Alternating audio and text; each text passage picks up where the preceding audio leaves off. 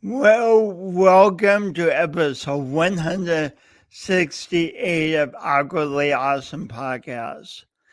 Today I'm talking with a woman who wakes up laughing literally and it's gotten me thinking about how many other ways we as humans usually wake up. And so I'm excited to hear her perspective.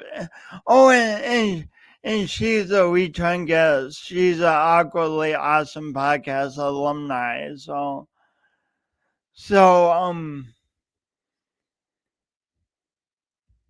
it's going to be wonderful, just wonderful to talk with her again. And I'll tell you more about the show, but first this. Today's guest, Tiffany Caudill.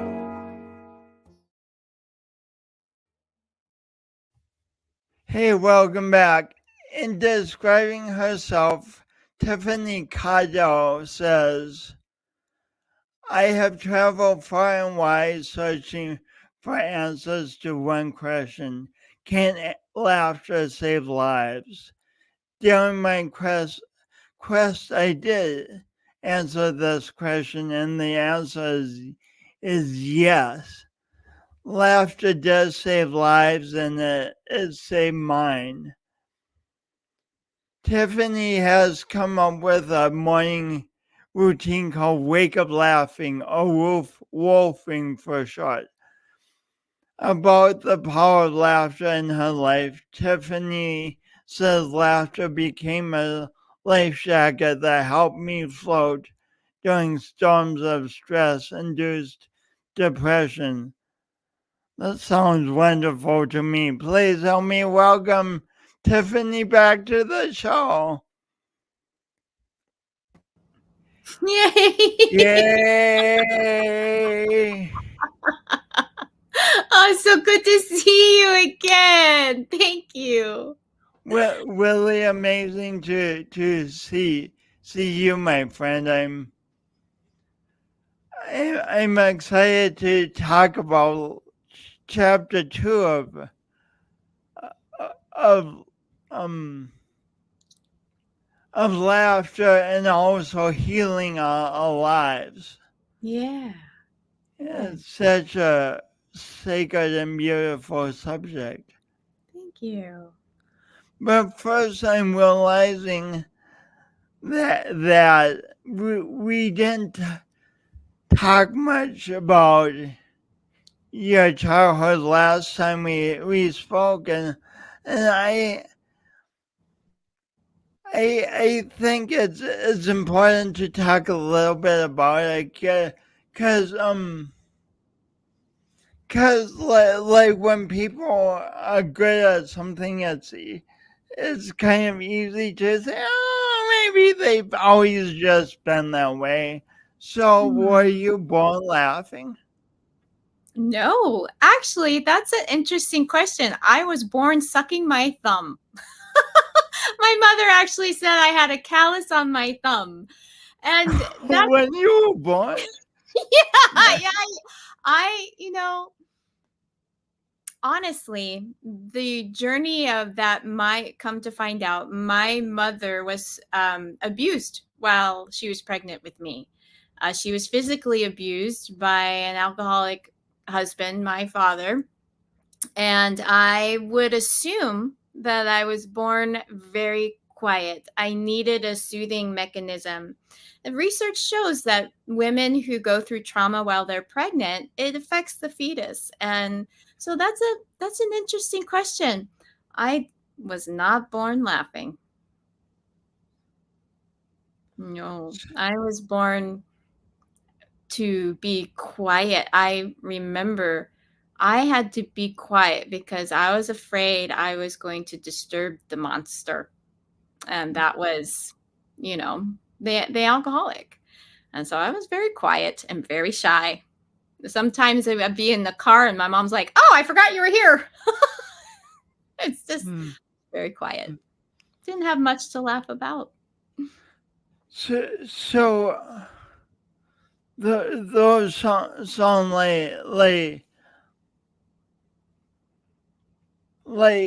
very challenging circumstances to be born into, Yeah. and it, it's also makes your journey hugely inspiring Yeah. because as humans we all have different flavors of challenges one way or another, and to hear someone who's really I was born into one energy, and as an adult, I've chosen and taken responsibility for embracing a whole nother energy. That's Right. amazing. Right. It there's the little ahas that laughter opens up. It helps you put in perspective a relationship with your body, your mind, and your spirit, and it helps you ask questions because it's in the process of laughing and it creates a space. And sometimes those residual things or traumas that you hold in your body begin to vibrate and come out, and you just get these little drops of graceful moments of reflection. And it's just one of those parts that how laughter saved my life. If I was to work with my inner child or my wounded inner child, laughter definitely supports that little person. How in your research, how is laughter up to this amazing task of helping us heal?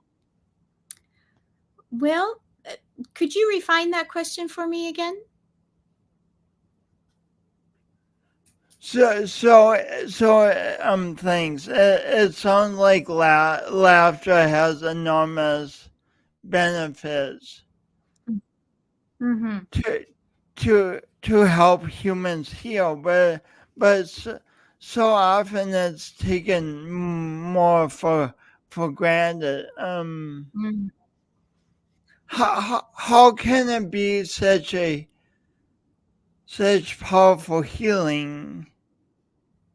Okay. Well, in my personal story, in relationship to the wolfing, the wake up laughing, it put me in a perspective of dialogue with my worry, my stress, my depression.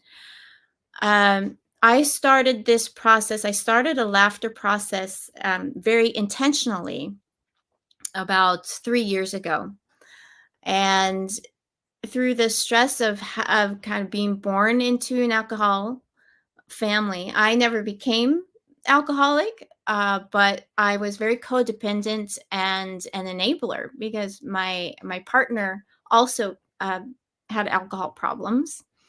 Caregiving, I also was diagnosed with celiac that I wasn't aware of at the time until about 4 years ago. So the laughter helped me put in such a dialogue with my body and my emotions and my why am I here? Why am I suffering? It produced amount of questions that were so deep, and I can't really fine tune when and where it happened or why I decided to start laughing. But I knew that once I did, I didn't want to stop. Once I did, I noticed a reflection that I have some worth. My self-value, my self-worth felt really low. I I didn't feel like I should be here. I didn't want to exist sometimes. I was so burned out on caregiving for everyone that the laughter made me say, "Hey, what about you? Do you want to continue feeling bad? because I got this thing over here. My body's like, hey, this feels really good. Let's continue over here. And when I continued and continued, the worry went away. The depression started to lighten up. My diet got better. I felt healthier in my body. I felt worthy to be healthy in my body. It just brought up a dialogue, a conversation of, what do you really want, Tiffany? Do you want to continue feeling bad? Let's flip the script. Let's flip it. And I found myself worrying, chronically worrying, that I was going to have to take care of everyone in their disease of addiction. They're going to die because they're not stopping the addiction. And then no one's going to take care of me. I'm going to be left all alone. And that's what I went to bed worrying about. And then I'd wake up with those thoughts in my head. Sometimes I felt suicidal. I just didn't want to live anymore. I didn't have a reason. That flame of trying to take care of everyone or fix it was becoming my own disease. And laughter helped wake me up. And so literally I said, you know what? Instead of waking up worried, flip your script and wake up laughing intentionally. You don't have any reason to be funny or laugh, but if I need one, I can easily get one. But I challenged myself. I challenged myself to wake up through the veil of coming out of sleep and then doing certain techniques that we can explore. And then I practiced it every day, every day, every day. And before I knew it, I was sitting in the affect of joy. It was an amazing transformation. And it empowered me to feel worth and worthy of my own self-love.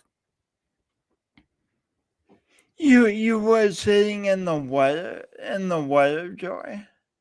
I was sitting in the affect. So there's effect with an E and there's affect with an A. And the affect is kind of like the mood.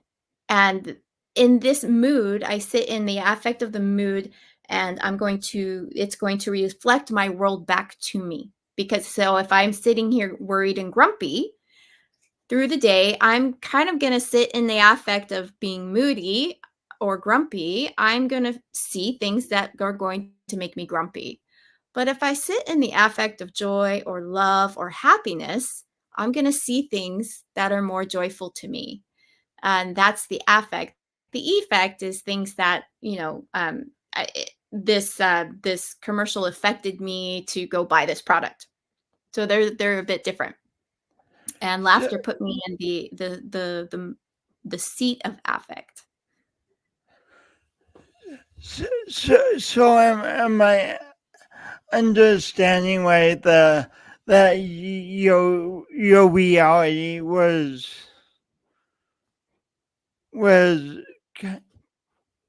I mean just had all this challenging all these challenging things and you were used to responding to it in a certain way, but then laughter Yeah, it's on like how to respond.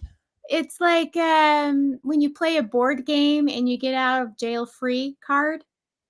It was kind Mm. of like that. It was kind of like I was, I noticed that. Well, I want to back up a little bit. I was in a relationship of addiction with my partner who was suffering from alcoholism. I raised 5 children, and the majority of them went to addiction. My father died from alcoholism. My mother was beaten.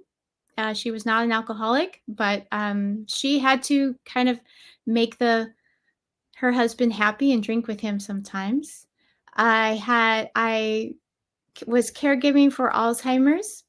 I had children go to jail. I had children that were homeless, all due to addiction. And so I'm codependent and I'm enabling, and I am just trying to make everybody healthy and sane. And in that process, I became smaller and smaller and smaller.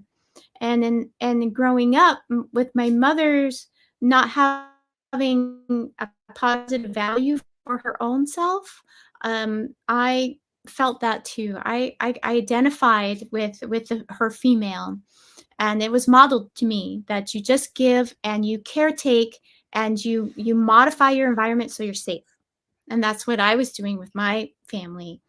Um, so it the laughter was I was able to expose those deeper feelings of where they were coming from, the unworthiness, the lack of value for my life. I'm just sitting here to serve other people, but there's no passion in it. There's no flame. It's just out of survival. And laughter kind of like said, "Hey, you're worth something. You really are. Your worth isn't what you're doing for other people. Your worth is your own self-love." And that's missing.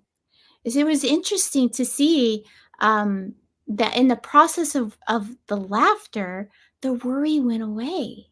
The depression dissolved. It's quite the phenomenon. I get the image of a bucket being filled with water, but if you want to, I mean, what I'm trying to say is the same bucket cannot be filled with two things at once. Hmm.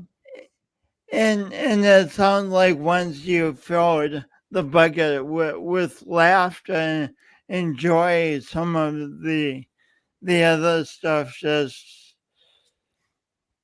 dissolved. just kind of didn't have the same type of hold or the same significance. Right. It's interesting, and it makes me ask more questions. I remember in our first time, our first interview together, I was interviewing people. So after laughter saved my life, and I could really stand in that, and I felt successful and worthy to say, I'm here because laughter showed up, and I took the advantage of it. I went out and I found more people who also do that.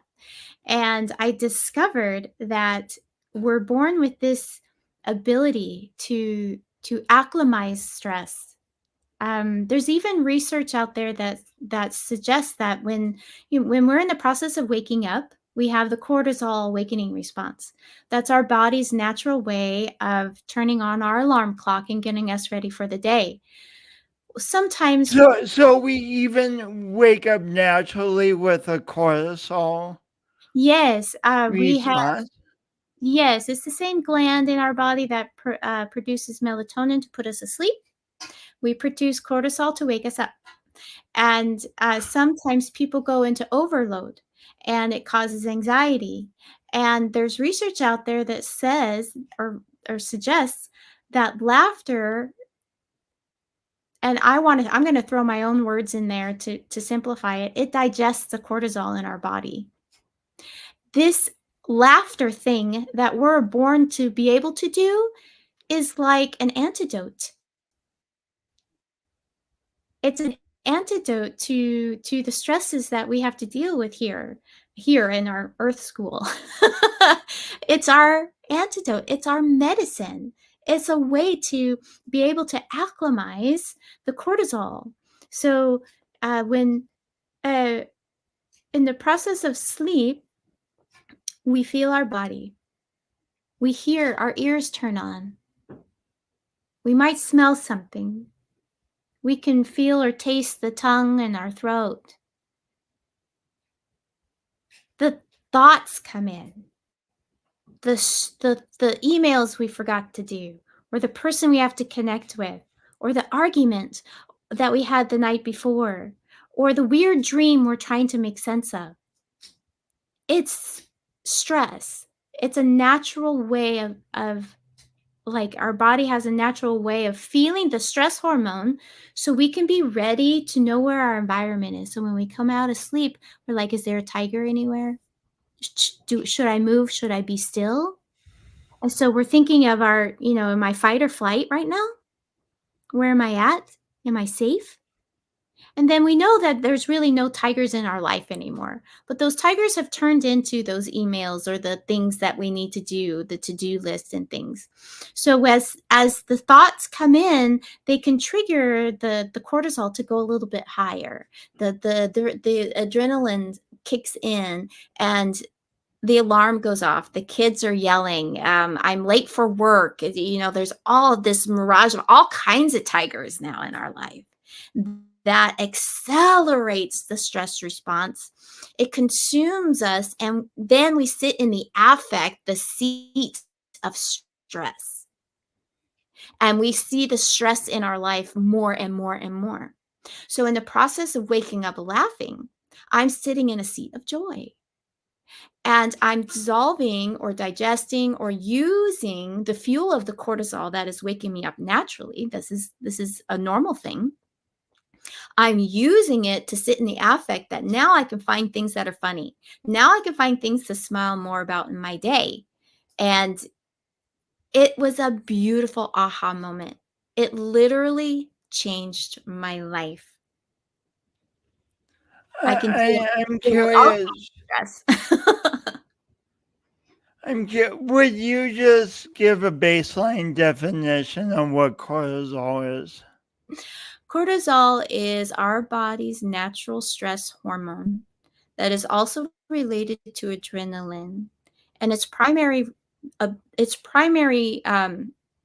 don't want to say ability, its primary goal is, if you could say, is to give us the energy, the boost that we need to either wake up for one or be able to run, the fight or flight, the sympathetic nervous system that it's attached to.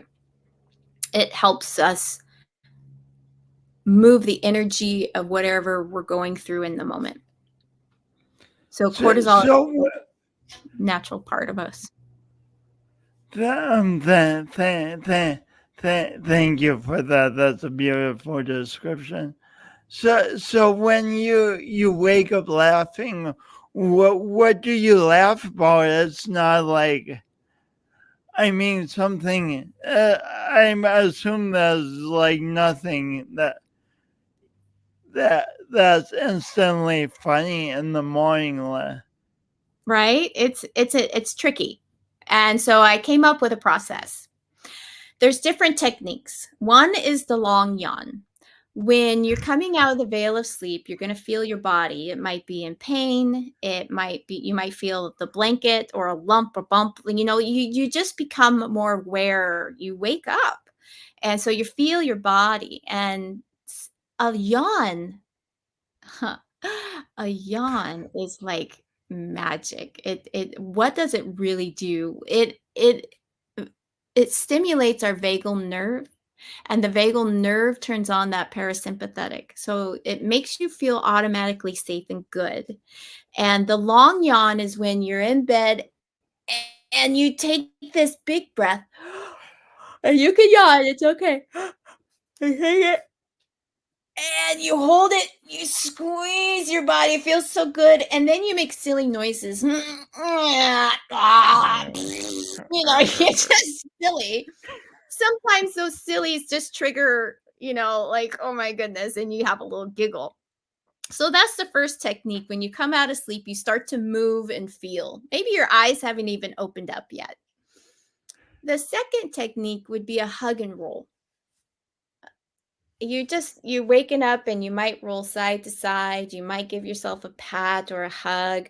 You might have a pillow and you give it a little, some attention, some physical loving attention. And you could, roll a little bit. And sometimes it helps to be stimulated by a good thought, and you loop it. So just as a stressful thought can come in and say, oh, that person's upset with me, and you loop it over and over, you rehash the situation. It's alive in your head, even though it's not happening right now. It's kind of happening right now because you're thinking about it. What would you do if you looped something that tickled your fancy, something you thought was funny, or a sound, or maybe even that long yawn, silly sound tickled you funny. Like, I'm just being so silly right now. In the beginning of the process, what helped me was a memory. When I was little, I would pretend I didn't want to get out of bed. I didn't want to go to school. And I would pretend to be asleep when my mother knew I was awake. And she would pull down the blanket and say, Tiffany, I know you're awake. And just that thought made me just kind of smile and just feel good. Just feel good. It was a good memory. Loop it. Loop anything that makes you feel loved. And So then, when so that, you say loop that memory, like how do you? I mean, I get it with a yeah, negative thought. The looping comes very naturally. It comes very naturally, but right? how do you loop a positive thought? Positive thoughts usually, in my opinion, come with an image. So the image of my mother, I'm kind of looking at both of us. I'm kind of imagining that situation, me being little, me trying to be sneaky, and what that would really look like, and how my mother was being so tender with me and just accepting the game. It was a safe moment. And when when we have a thought, it can go by so quickly, but it's like a movie or a commercial. You can kind of see the image. When the image is over, other thoughts might come in to sabotage or break up that broadcast. So go back to the beginning again. So when I say loop it, you just put that on. You remember when the CDs or a record would bounce and skip? It's kind of like Oh that. yeah. Just go back to that memory. Go back to that memory. And that's what it really takes. And when you're actually building a new neuron, you're actually building a new reconnection. Because when the stress comes in, those are neuron thoughts, those are images, those are feelings in your body, and your body's reliving it. So why not take that energy and relive it with something that feels good? Or maybe you like to watch cats on the internet, and so you remember something that you were giggling about. And that would be the third step, is the giggling Gertie. That's the third technique, They get is going what? the giggling Gertie. And my mom came up with that one because she had a cousin named Gertie. So it just sounded really cute. So you do the long It yawn. does. You do the long yawn. You're feeling your body, and the yawns feel good. You're saturating yourself with some oxygen. You're squeezing your muscles. You might exhale with some silly noises, and that could trigger you for a little giggle or smile. If you need a little bit more, you can just hold yourself, because you're in this space. When we have a stressful thought, our body thinks we're in that's happening right now. So when you feel yourself, when you hold yourself, or you do some tapping, you're present. Where are you? I'm in my bed. I'm not in the office. I'm not in the car. There was no car accident. I'm right here in my bed. Hmm. So the touching and the holding kind of affirms your sense. The sense of touch affirms that you're okay. And then you do the giggling Gertie. So maybe you find something and you can find your throat and you go, mm-hmm. Maybe it's just a smile and a hum. But sometimes you can kind of get that motor started and open your mouth and go, ha ha ha. If you've been practicing laughter, it's easy. But in the beginning, it was not easy. No, it was very challenging. Easy now, though. Do you ever break into full laughter during this Sometimes, process? yes, sometimes. If if I'm if something happens that just really, I remember something and the way it felt in my body that was so funny.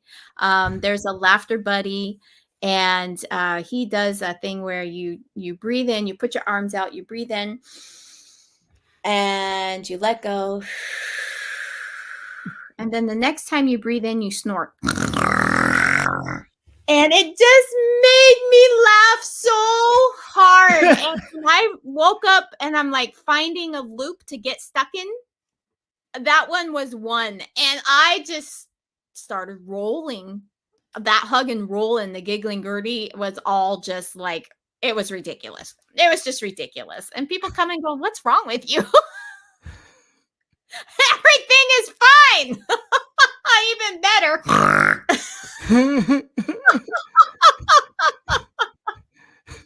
And you end up having the best 5 minutes before you even get out of bed. And for the rest of the day, it just tickles your fancy. You just remember that. And so sometimes you're excited to go to bed so you can wake up. You give yourself your own little party. What? You give yourself your own little party. Give yourself your own little party. So this is a 5-minute routine? It takes about I like to dedicate 5 to 10 minutes of being consciously waking. The conscious effort of feeling my body, what I call through the veil, right? There's this weird thing that goes on in our brain, and I'd love to study it a little bit more, is, what is actually turning off. And I think, something, our audio nerve turns off or something like that. We go into this deep state, this trancy, sleepy state. But there's a moment where we come out of that. And what I say is like, what comes online? What our inner energy, what turns on? I notice our body, I notice the ears, and then our other senses, and the eyes are kind of the last thing that wakes up, like opens and works for me. And it's this interesting getting online to broadcast and be consciously aware of my thoughts and how empowered I am that I can choose, and I get to choose what I want to feel good about, because I know it's empowering me. I'm worthy of that power. It's a loving power. And the more I sit in the affect of that, people are feeling good to be around me. So when I wake up and I consciously feel up to about 10 minutes before getting out of bed, and the day goes on, it doesn't change, nothing's changing around me. Stress still comes to me, but now I have a tool that I'm ready. I woke up feeling good, and maybe I have pain, maybe I have a headache, and I can still kind of moderate how much effort I want to put into the laughter, but it still puts me into a sense of confident self-control that I can go out in the world. Confident self-control. Yes. Nice. It's very powerful to have the confidence that I can walk out and deal with stress, knowing that I just gave myself a great time in bed. If that even sounds funny, right?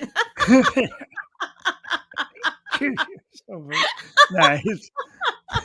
That's awesome. It's a morning routine.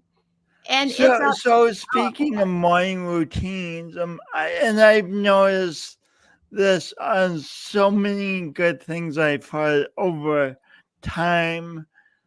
Good simple things like, oh yeah, oh yeah, that's very good. And I figure that it will just be simple. I find myself figuring that it's so simple to do that I don't prepare myself to do it consistently. Then I forget. So do you have any ideas about keeping up with a routine of waking up laughing? Great question.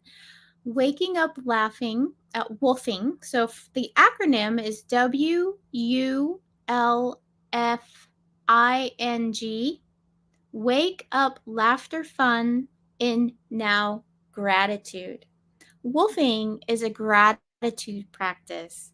And just like any practice, you have to be diligent with it. If it's a writing practice, if it's, your Mm-hmm. business, things that a to-do list, or, any type of habit you're trying to break or make, it takes a diligence.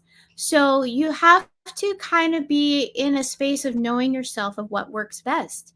Do you want to do you enjoy challenges? And if you do a challenge, and if you do enjoy challenges, how's the best way to be reminded? What is the payoff? What do you mean by a challenge?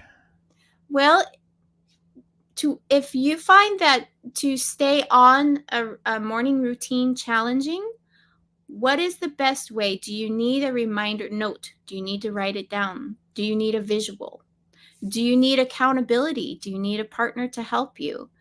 Partner wolfing is amazing. Because that's another issue, right? It's the rest of the people that you're dealing with. Do they want to laugh with you? Does it annoy them? Do you have to be quiet? Do you need to let everybody know, hey, I'm going to do this thing? So do you need an accountability partner to help you, support you? Do you need your environment to give you a visual? Do you need to set an alarm? Do you think there's value in it? Do you think you're really going to get anything out of it? Waking up laughing is extremely challenging. Maybe you need to get in the shower first. Maybe you do need to get out of bed before or have a coffee before you laugh. It's this trial and error type of thing, and what works best for you. Because for me, it was difficult, but my life was on the line. So that was my incentive. Do you want to feel better, Tiffany? Do you want to stay depressed? No, I don't. Well, let's try this. Let's see what happens. And I would record myself. So my incentive for following through was I would put my phone in camera mode the night before, and I would just put it there. And then when I felt myself coming up within the first few seconds of and this might be a reflex when you turn off the alarm. You're still kind of sleepy, but you know that you can reach out and move your arm. It was like that. Press play. And I would tape myself, and I would watch the process of it. And that encouraged me to follow through and do the laughter. And now it just comes normally. So it did have a payoff for me, and it really, really works. It works. I'm smiling today. So speaking of smiling today, what is it like to feel so much better? What is it like to feel so much better? What are the consequences of worry? What are the consequences of stress? What are the consequences of PTS and trauma? What are the consequences of depression and unworthiness and not feeling loved? What are the consequences in my body and how it affects my relationships?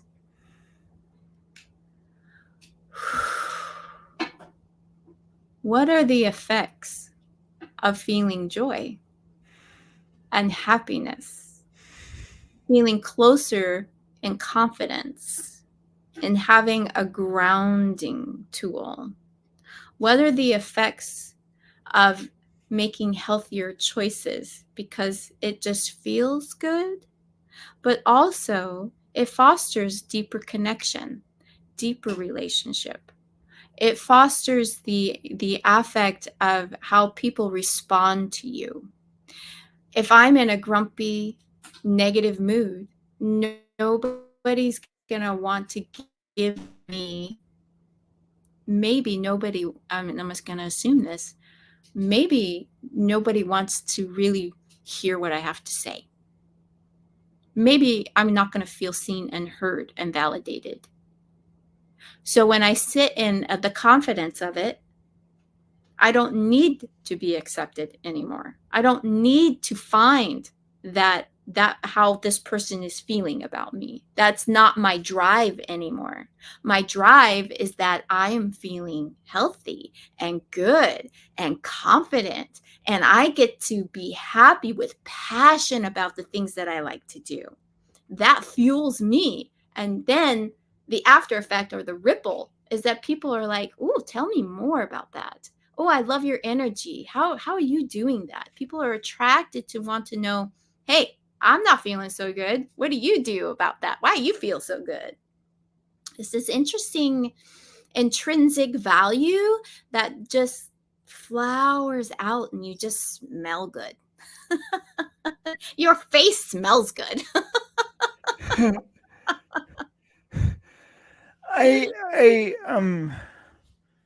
That was amazing how you answered all that with like this variety of very deep questions about what are the costs of feeling negatively and what are the benefits of feeling positively. And I would urge everyone to go back and listen to those questions because they're so powerful. It's powerful. And we normally, I think that we default to the things that are stressful. Like, I'm pretty confident that there's studies about this and that there might be some vocabulary around it. It's normal. It's normal for us to wonder what's going on out here. Where's the tiger? Okay?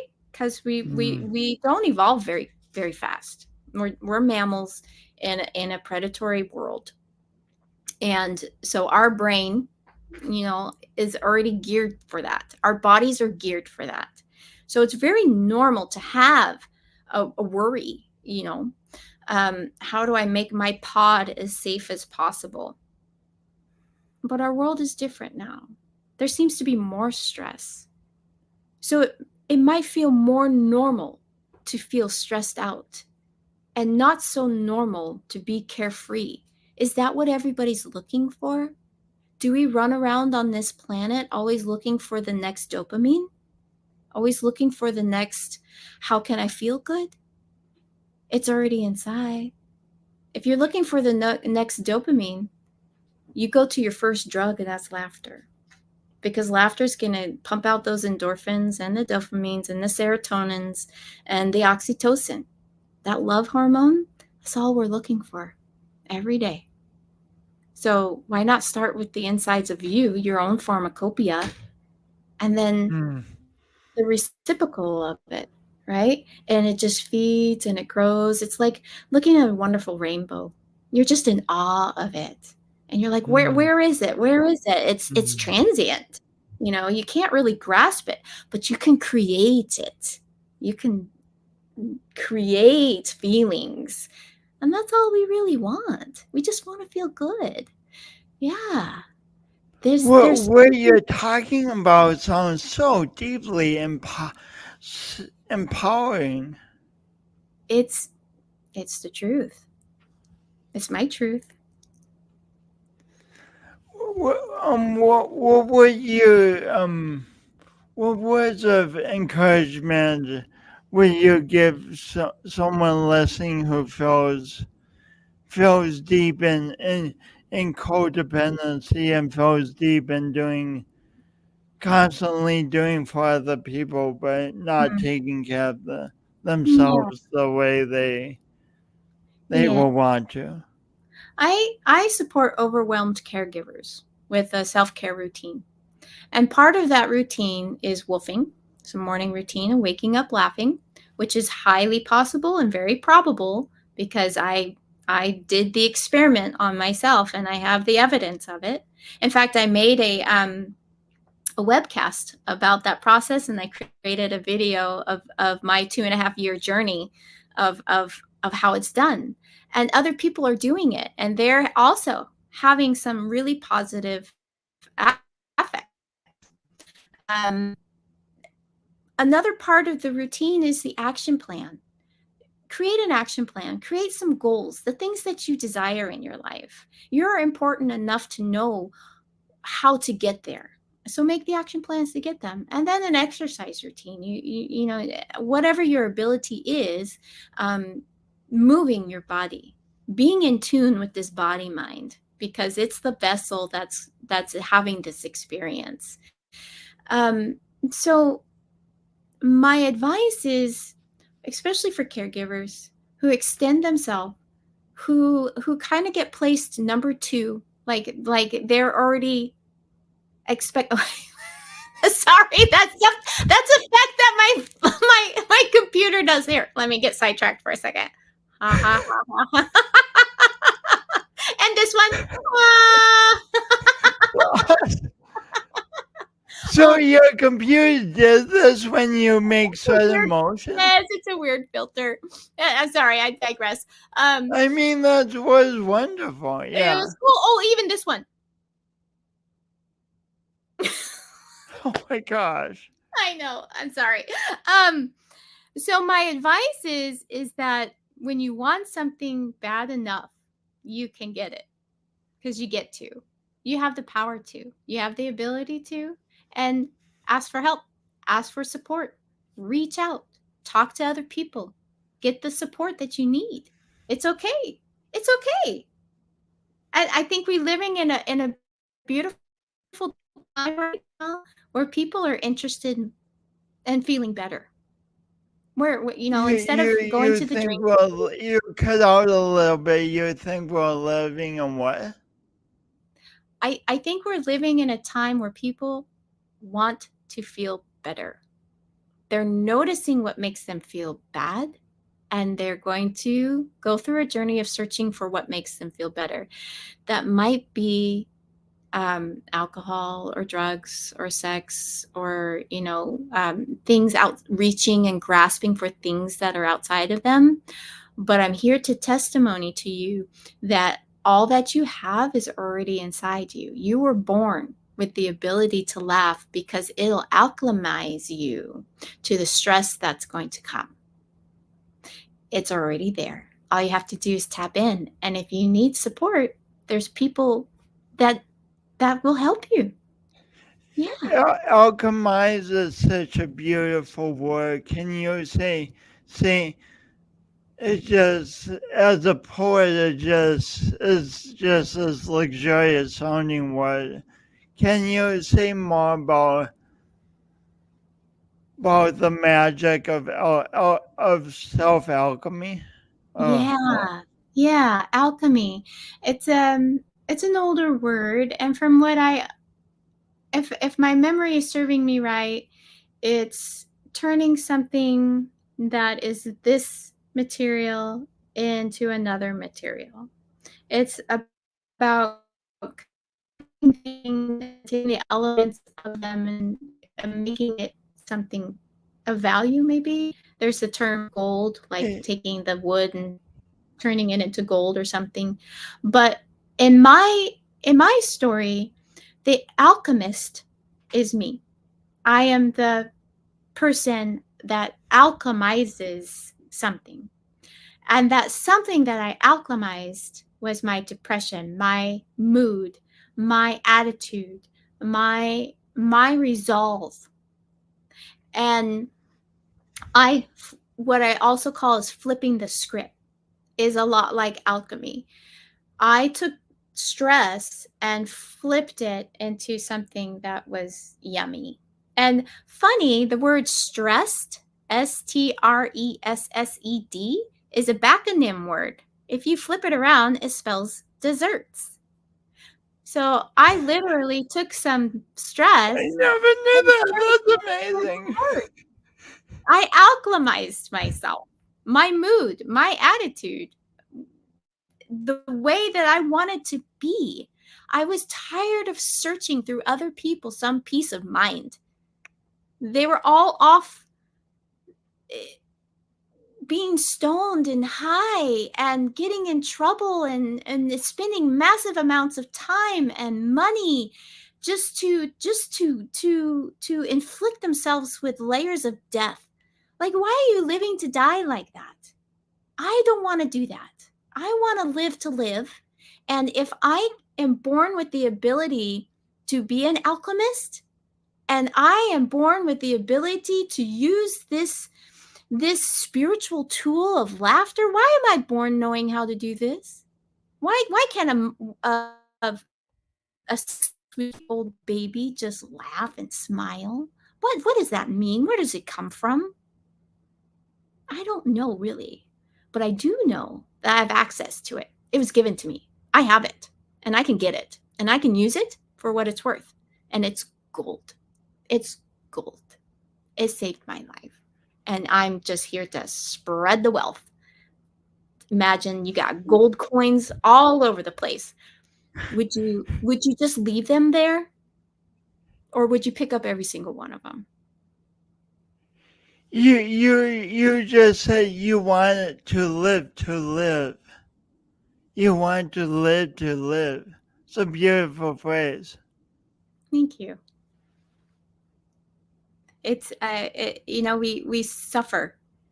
We suffer as humans, or in conditions, and we're born into situations. I didn't. Well, maybe I did ask, but I was born in a situation. Maybe I picked my parents. Maybe I'm working on some sort of karma. I don't know. I have forgotten. I have amnesia of some reason why I'm here. But the clues are out there. And I was given laughter as that life jacket that keeps me floating, so I can help other people. There's grief, loss, sexual trauma, drug trauma, death trauma, abuse trauma, homelessness, addiction, alcohol, disease, cancer, disabilities. The list goes on and on and on, and it's hard for someone to laugh when those things are extremely serious, extreme seriousness, the lowest vibration of seriousness. It's a reality. Look at the world. There's war going on. People are dying. It's not a laughing matter. But can we take seriousness to its higher level? Can we take seriousness up here and say, I am so serious about my health and how it affects everybody else that I'm going to laugh no matter what. No matter what. I'm going to sit in the affect of joy before I even open the door. I'm going to have a little laugh. I'm going to wake up laughing. I'm going to make this choice because I get to, and it was given to me. And now I'm going to take that with me. It's my little pot of gold.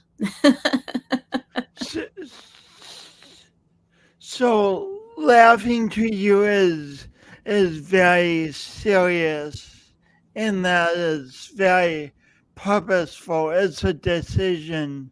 It's a core decision on how you relate to yourself and to the world around you. Yeah, it's the song of self-love. It's a song of self-love. Yes. It holds me. It holds me. And there's other things out in the world that I love. I love working with plants.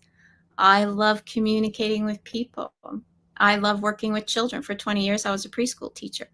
I love joy and all its beautiful, shiny facets. I love taking a nap. I love eating a banana. Like I love the simple, beautiful essence of why we're here to enjoy things. I love to smell something wonderful. I love to taste something sweet, and I get to enjoy that.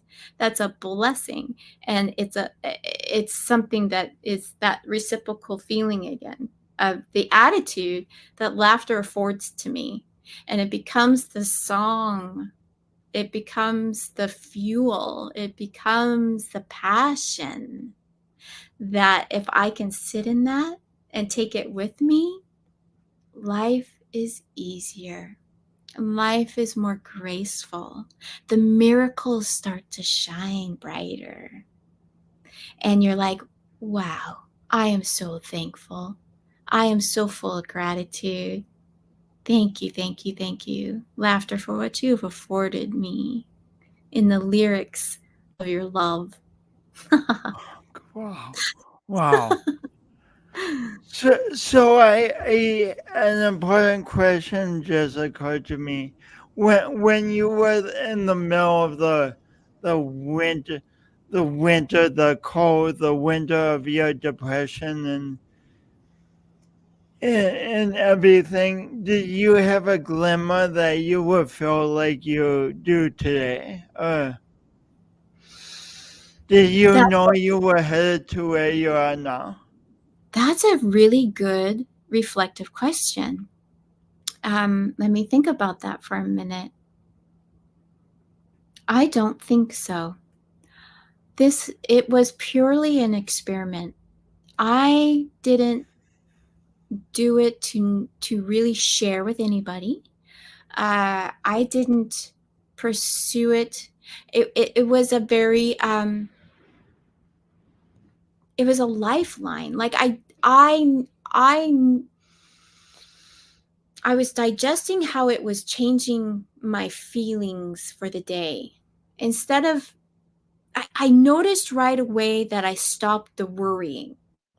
I developed this worry wart. And so I noticed that the worry wart was shrinking. But I had no idea 2.5 years later that I would be compelled to share it with the world, that I would be compelled to say, Mm. wow, I've collected this stuff. Now I want to share it. So no, I did not think that I would be here. But I knew maybe that if I didn't, that worry wart would continue to grow and it would consume me. That I knew, that if I didn't change, I would just be a walking wart. And I would be a viral wart, and I would give my warts out to everybody. I would share my warts. And so, Oh, okay. Changing subjects from what? Speaking of sharing this with the world, you have an amazing website. Can you tell people listening a little about it? yes. So, there's two things I have going on, and a third. The first is the mirthology. So I am a mirthologist. Mirth, Mirth, is an old English word that it describes the action of celebration, jubilee, merrymaking, gaiety, joy, the action of celebration. And it made sense to me to study that. And that's what wolfing did. It helped me study laughter and the way that the vehicle of how to feel good. You feel good when you sing and you dance and you just enjoy the communion of the ceremony. I'm a ceremony. I have a ceremony in my body. And so a mirthologist is someone who embodies that and does those things and shares them. So sharing it with the world, that area of one of my websites is www.mirthologist.com, and it'll take you to, you're able to connect with me. And I'm also a 30-year yoga practitioner, so that's the exercise part, and the laughter part, which is, is all types of things, the spiritual, emotional, and the physical. The breath work, which is also another important component. I work with herbs, and I make a salve for bumps, bruises, sprains, and strains, an arnica salve. So that's the one website. The other website is WULF Now. So WULF now.com. And that's the website that was developed to give the background, give the backdrop of the story of why and what wolfing is, and access to the webinar that I did about, how you can wolf. How can one do this? So there's websites out there. And the third exciting thing, Jason, is that there's a laughter conference going on up in Canada, up by Calgary in Alberta, Canada. And I'm going to do another tour. I'm going to do another tour called LAF Tour, LAF Tour. And the LAF is Laughter Adventure Fun, which is the name of the conference, Laughter Adventure Conference. And so we're all going to get together, but I'm going to drive up there. And so on my journey up there, I'm going to be filming and documenting.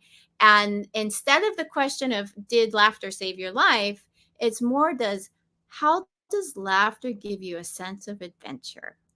How does laughter give you a sense of adventure? Yeah. So on my way up to the conference this spring, early May, late April, I'm going to take about a week and a half to get up there and interview people about laughter, like I did before when we first met. You and I met on the first podcast. So those are three exciting things. There's two websites. One, How to Wolf. The next one is The Mirthologist, and you can do programs with me. And the third is stay tuned, because Laughter Adventures is going in my haha van. My van's name is Haha, and I bought a van and traveled and interviewed about 50 people of how laughter saved their lives. And her and I are going to take off again up to Canada and see where the adventure is for laughter. Does laughter bring adventure to your life? It does mine. So will you please say the two websites one more time? Yes. www.mirthologist.com. That's access to me and my programs. 2, www.wulfnow.com. WULF, Wake Up Laughter Fun, now.com. And that will give you access to the story on what wolfing is and how it's done. And you can sign up to attend the next webinar to learn how to do it. Wonderful, wonderful. Thank you. Just one more question, which I asked you last time too, but I'll ask you again. What does doing your imperfect best mean to you as of today?